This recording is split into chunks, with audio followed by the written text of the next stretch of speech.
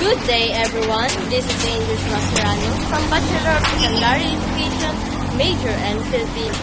So today, together with my group mates, Miss Yanis Tejada, Miss Canday Sumudio, Miss Marifel Sano, and Mr. Belidosi Raspe.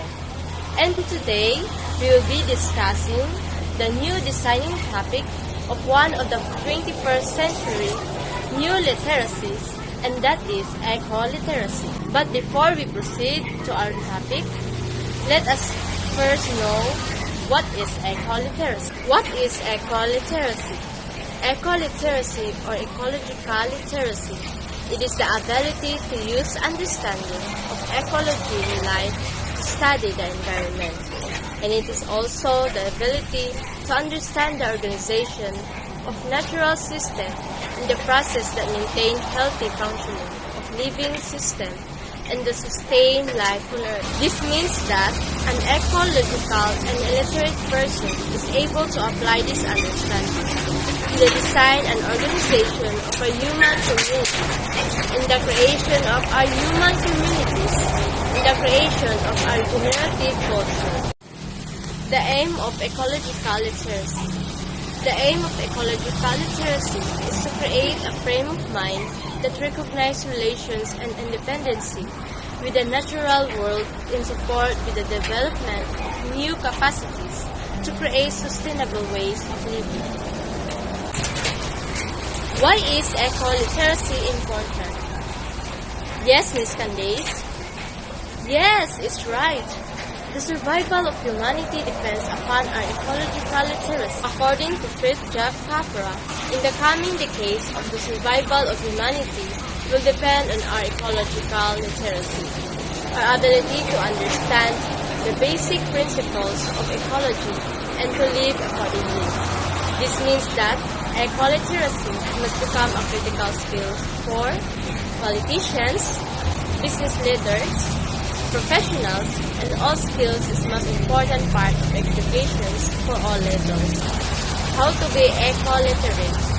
Develop empathy for all forms of life.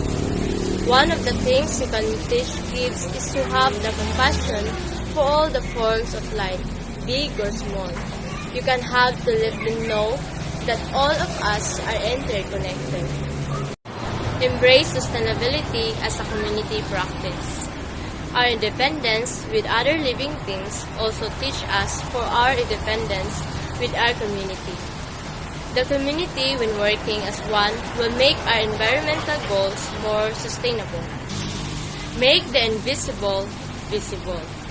Knowledge is power when we work together to educate everyone, especially to all kids, to be more aware of what's happening with our environment.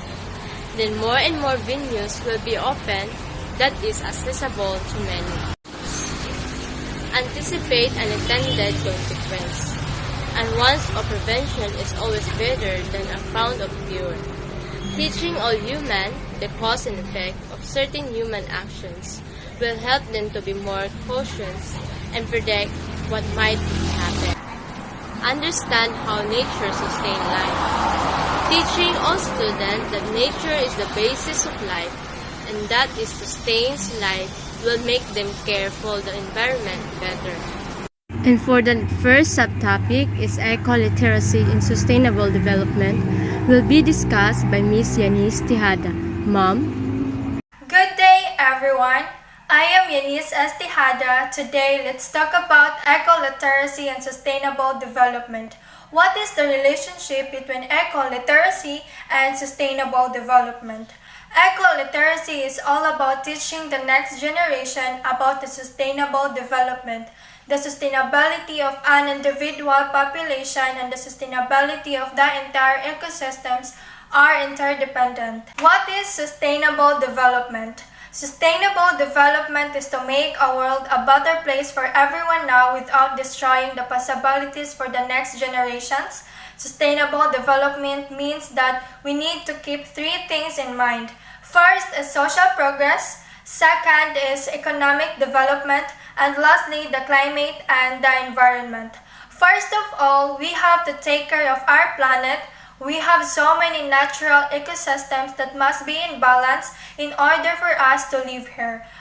So, according to the United Nations Education, Scientific and Cultural Organizations, sustainable development is the overarching paradigm of the United Nations. This concept of sustainable development was described by the Brundtland Commission Report 1987 as development that meets the needs of the present without compromising the ability of future generations to meet their own needs. The 2030 Agenda for Sustainable Development, adopted by all United Nations members in 2015, provides a shared blueprint for peace and prosperity for people and the planet. Now and into the future, there are 17 Sustainable Development Goals, which are urgent call for action by all developed and developing countries working together in global partnership. There are some highlighted Sustainable Development Goals that promote ecological literacy. First is goal number 3, good health and well-being. Sustainable Development Goal number 3 is one of the 17 Sustainable Development Goals established by United Nations in 2015.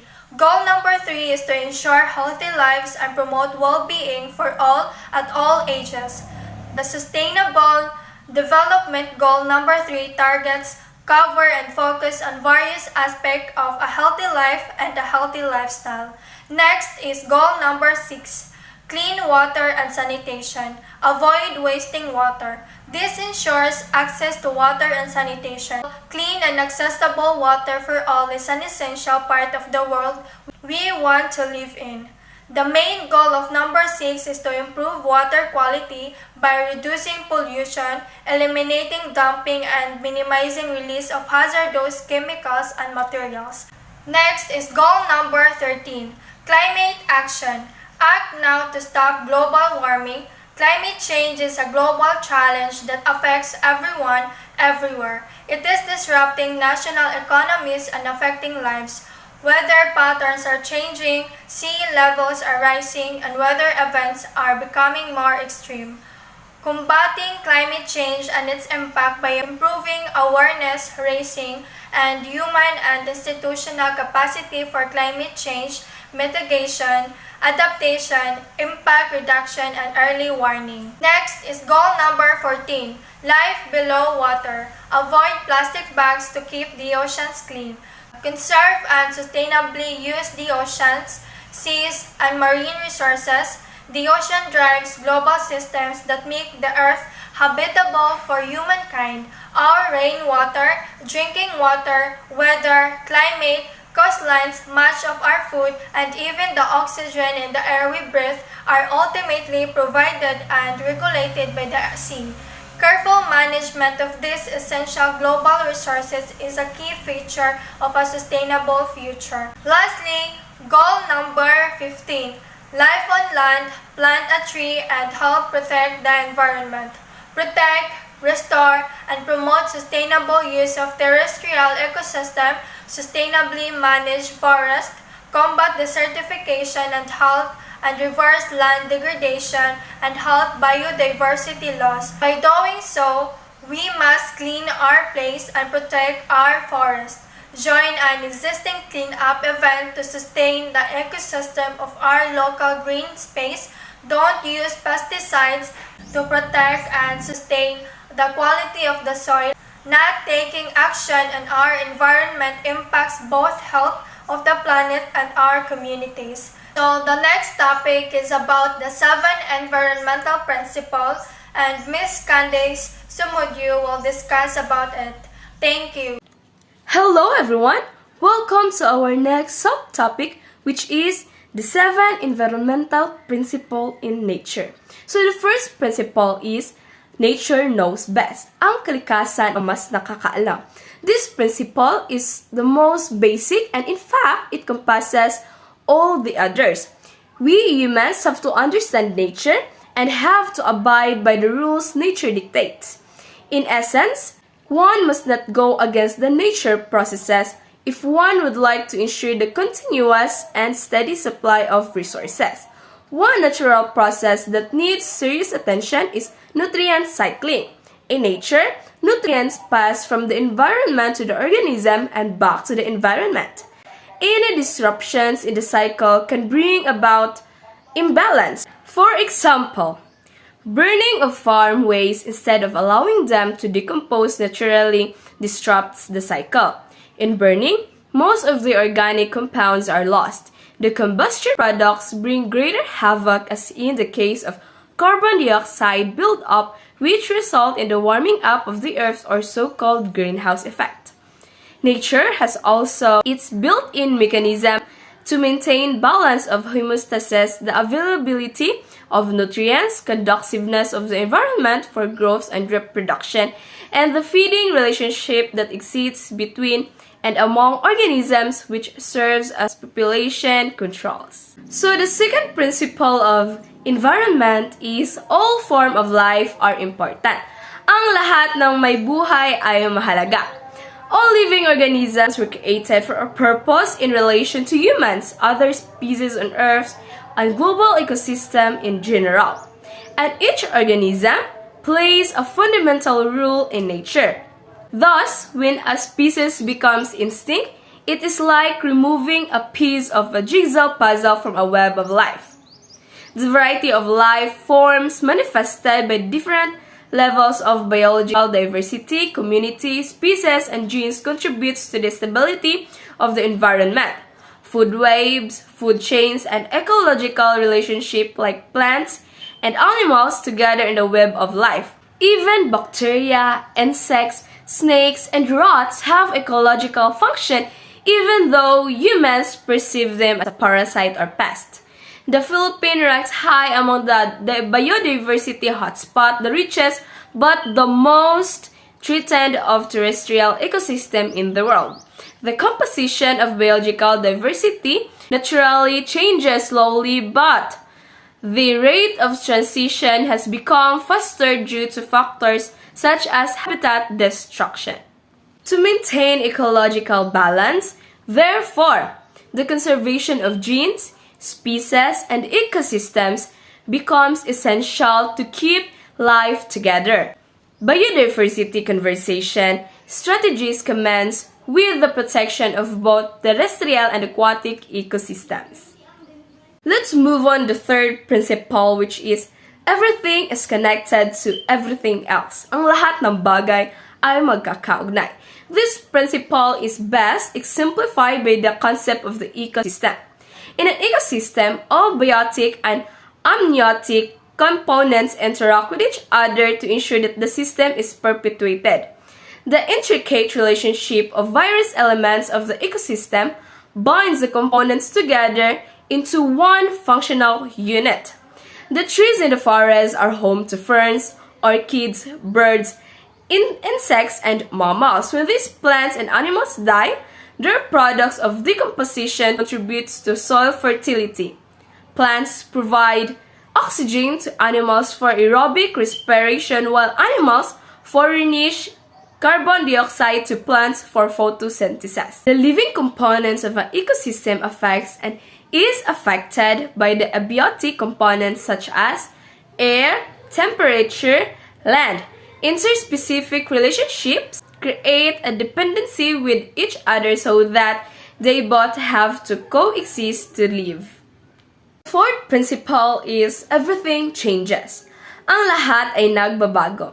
Changes in the biophysical world occur naturally. As they say, nothing is more permanent in this world than change. As a general classification, change may be linear, cyclical, or random. As example of linear change is evolution of species, which has brought about higher and more complex types of organisms. Metamorphosis of caterpillar to butterfly best illustrates morphological change that occurs in living forms. Cyclical change may be exemplified by seasons and the rhythms of floral and faunal life stage that go with the seasons. And an example of random change is the eruption of Mount Pinatubo, which brought about great upheaval in many parts of Luzon and changes in the topography of the land. We, humans, should rethink that relationship with the environment. Changes that they think may be beneficial to the environment often turn out to be disastrous. Environmental technologies should be given priority if man would want more positive changes in the environment. The fifth principle is everything must go to somewhere. Ang lahat ng bagay ay may patutunguhan. When a piece of paper is thrown away, it appears from our sight, but it does not cease to exist. It ends up to somewhere else. Gases released in smokestacks may disappear, but it will end up a component of the atmosphere or brought down by rains. What a particular type of waste does to the earth repository should be the concern to us. It may be a pollutant or a resource depending on certain factors. Since waste are not loose to abolition and even goes back to one's own backyard in some other forms, it is important that one becomes aware of the different types of waste, whether they are hazardous or not. Classification of waste facilitates their proper disposal and minimize, and if not, prevents the entry of toxic waste in vital ecosystem and ensures reconversion into useful forms. Now, we're on our sixth principle, which is ours is a finite earth. Ang kalikasan ay may hangganan. Everything that we need is provided by nature is abundance, which is food, water, energy, minerals, and air. However, some resources that we depend upon nowadays are extracted excessively but are slow to replace. These are non-renewable resource experience limits of supply. For instance, fossil fuels produced over thousands of years may be exhausted in 100 years. Some energy like water and wood may be replaced easier but have become inaccessible due to pollution and excessive destruction. Biodiversity conservation is anchored in the principle that lost species are irreplaceable. Thus, extinct species have acquired a greater value, more effort to be exerted to protect and save endangered species. The conservation ethic supports the belief that we should tread lightly on the earth by using only what we need. The philosophy of sapat, meaning enough, suggests that we should buy and consume only what we need and leave some of the less privileged and the next generations. And now, let's go down to our last environmental principle, which is nature is beautiful and we are stewards of God's creation. Among all creatures, we humans are the only ones made in God's image and have been given the right to have dominion over all His creation. Being the most intelligent and gifted with reasons, humans are capable of manipulating creation to their own advantage.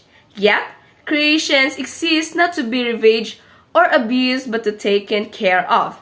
We, humans, cannot exist without nature. They are co-natural with the environment they live in. If the environment they live in is destroyed, with it will go Homo sapiens. This principle is inherent in all religious and tribal beliefs. Teachings of Christianity, Buddhism, and Islam enjoin everyone to respect all life and the order of nature. Thus, this is the goal of environmental education and biodiversity conservation education to motivate target audiences towards developing an eco-spirituality that moves them into a more meaningful relationship with nature and a greater participation in the biophysical economic processes that make this world a better place to live in. So again, we humans are God's steward of His creations. So, we are not the owners, but we are the guardians of the integrity of nature. And now, we are done tackling the 7 environmental principles in nature. And the next would be another subtopic that will be tackled by Sir Belidu Suraspe. Good morning, class. My name is Belidu C. Suraspe, and my topic for this morning is making schools dark green schools. First, what is a green school? So the definition of green school is school that creates a clean, healthy, protective, and green surroundings conducive to learning while saving energy, environmental resources, and money. So it is clear from the word green na it is school that na green siya, healthy, protective, and na green na surroundings. So a green school, it reduces environmental impact and cost, and also it improves occupants' health and performance, and lastly, it increases environmental and sustainability literacy. Why is it important to know or to make our school dark green school? So, green schools prepare students to become leaders and citizens who understand how the natural world works, have the knowledge, values, and skills to act effectively on that understanding. That is why it is important, since green schools contribute to making communities more sustainable, explore solutions to environmental problems, and serves as model of responsible actions. Green, healthy, and high-performance schools provide many benefits for students, teachers, parents, and the community. And these benefits include 1. Protect health. Asthma is the primary cause of poor school attendance. So I can attest to this because I am asthmatic. It is one of the reasons why it benefits our school. It protects our health because school built with more daylighting, better ventilation, and healthy green building. Materials are heavier for students and staff, thus result in fewer sick days. And number 2, increase student performance. A lack of fresh air can reduce student attentiveness. So even us, we can't concentrate if there are no fresh air around us. For me, I like to really sit beside the window before katong face-to-face class pa because of the fresh air. So green schools increase students' performance. And number 3 is reduce carbon emissions. Green schools significantly reduce carbon dioxide emissions. Why? If we plant trees, di ba, ang trees kailangan nila carbon dioxide sa ilang photosynthesis. As a result, if they require carbon dioxide for photosynthesis, of course, it will reduce carbon dioxide emission. So if we have green schools, magplant ta og trees, of course, it will reduce carbon emissions. And lastly, improve equity. Creates opportunity to improve health. So all of us, we students, also the teachers, not just at the community of the school, will improve our equity. Now, how can we make our schools dark green schools? So there are some ways to make our schools dark green schools. These are, first, start a school garden. Then, compost kitchen scraps and use them in the garden. Then, plant trees and create natural habitats on the campus. Adopt a green vision or mission statement to guide school policy decisions. Find research and service projects that serve the local community. Collect and weigh the trash produced by the school in a day. Trace where waste goes when it leaves the campus.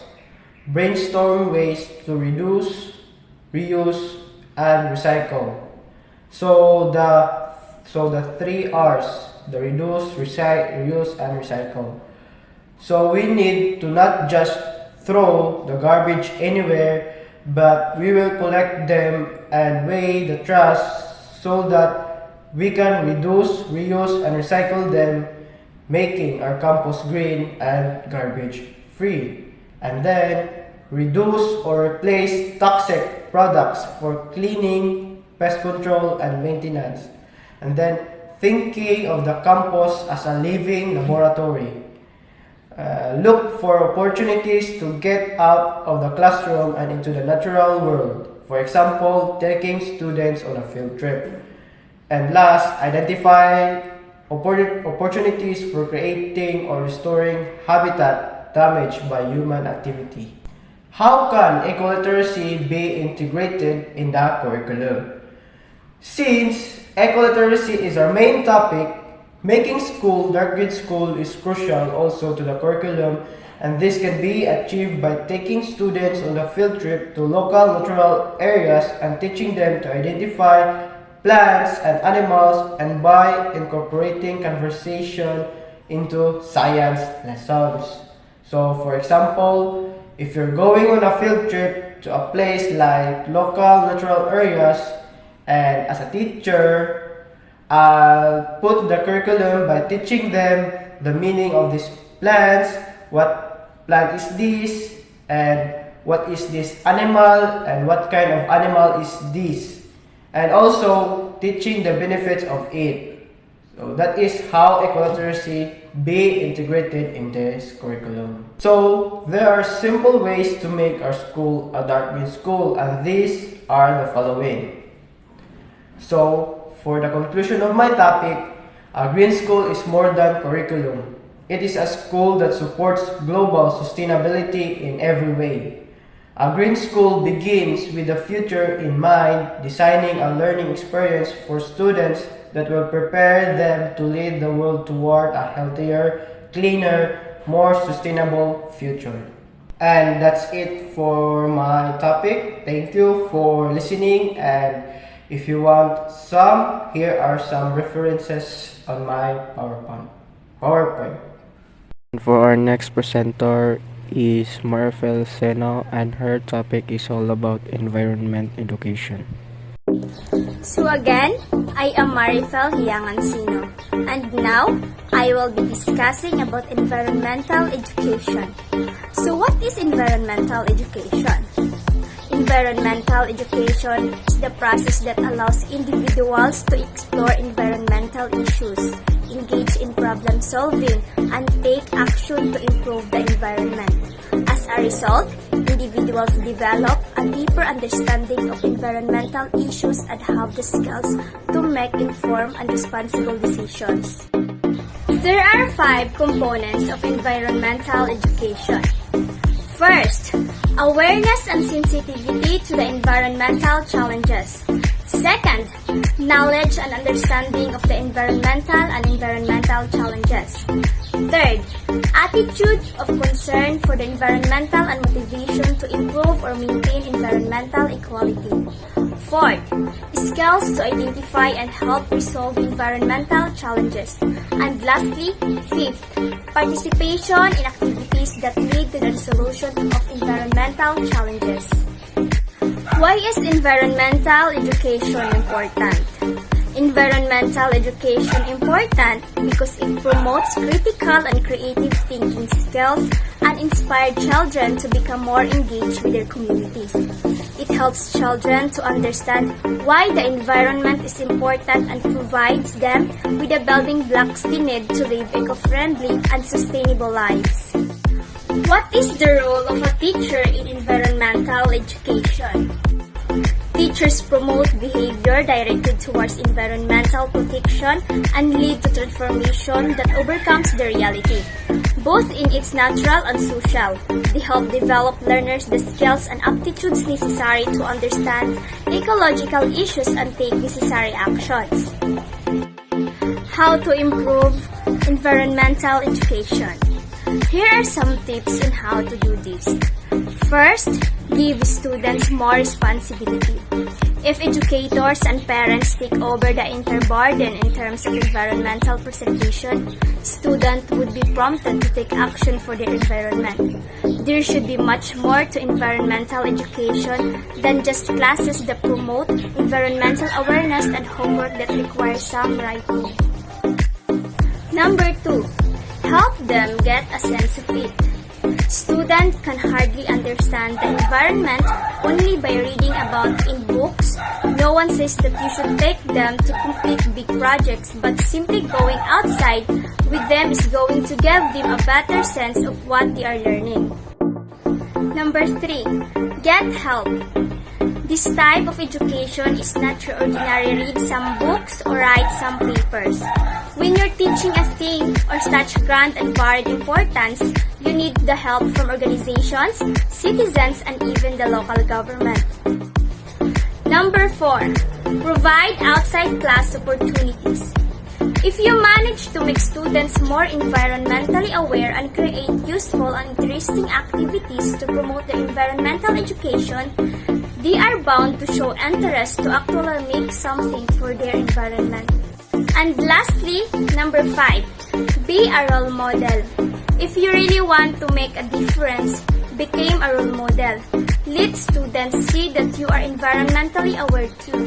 They are more likely to follow your footsteps if you do, or ignore the environmental problems if you don't care.